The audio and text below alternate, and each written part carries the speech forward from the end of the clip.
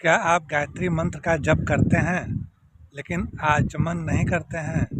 तो आपको जप का संपूर्ण लाभ नहीं मिलेगा। यदि आप जप का संपूर्ण लाभ चाहते हैं तो आचमन अवश्य कीजिए। आचमन करने से होता क्या है?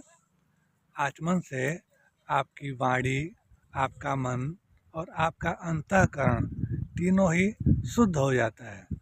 और बिना शुद्ध वाणी के, बिना शुद्ध मन के और बिना शुद्ध अंतःकरण के गायत्री मंत्र का जप बहुत अधिक लाभ नहीं पहुंचाता है।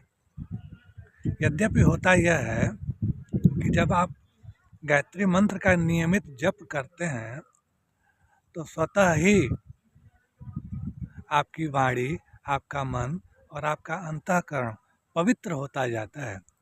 और यह गायत्री मंत्र का जप ही है कि जो आपको प्रेरित किया आचमन करने के लिए।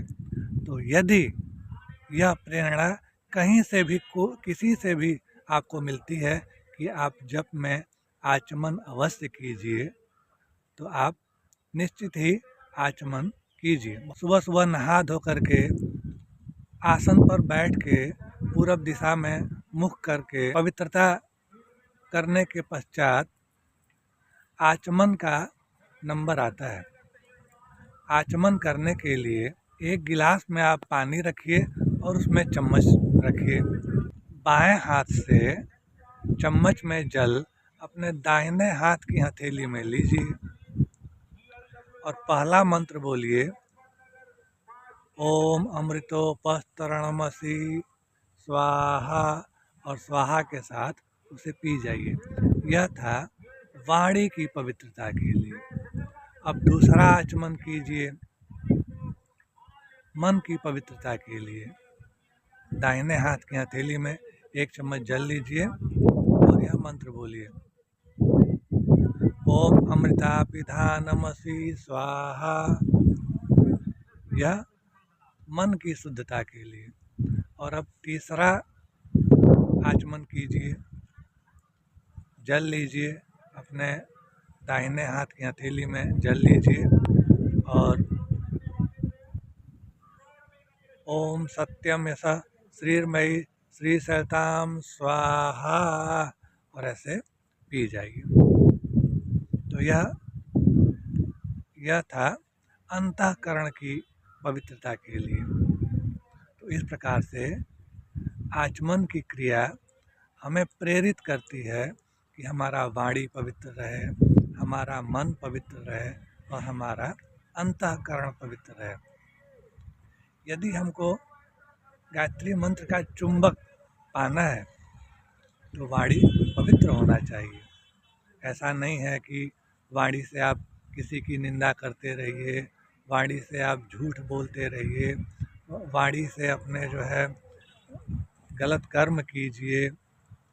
और वाणी में जिह्वा का बहुत महत्व है। तो जीभ जो कि बोलने का भी काम करती है और स्वाद लेने का भी काम करती है। तो एक तो जीभ जो है ज्ञान इंद्रिय का भी काम करती है और एक जीभ जो है सपोर्टर है कर्म इंद्रिय के भी। अपने खाने पे पीने पे ध्यान रखना है और हम क्या बोलते हैं, किसके बारे में बात करते हैं, इसके बारे में भी ध्यान देना है। तो हमारा वाणी इस प्रकार से पवित्र होता चला जाएगा। इसी प्रकार से हमारा मन पर हमको नियंत्रण रखना है। अगर हम गायत्री मंत्र का जप करते हैं तो ऐसा नहीं है कि मन में हमारे गलत विचार उठ रहे हों और उसके पीछे हम भाग रहे हों। तो मन को भी अपने नियंत्रण में रखना है। और मन को भटकाने वाली दो इंद्रियां बहुत प्रमुख हैं। एक तो जीभ है और दूसरी जो है जननेंद्रिय है, लिंग। ये दोनों हमको बहुत भटकाते हैं। इन दोनों को नियंत्रित रखना है। और ये दोनों अगर मन और वाणी अगर नियंत्रित हो गए,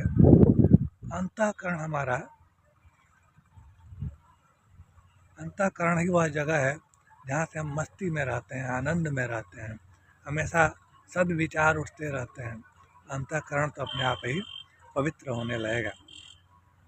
यदि आप मंत्र जप का श्रेष्ठ लाभ लेना चाहते हैं तो आचमन अवश्य कीजिए और हमारे संपूर्ण वीडियो आप देखते रहिए।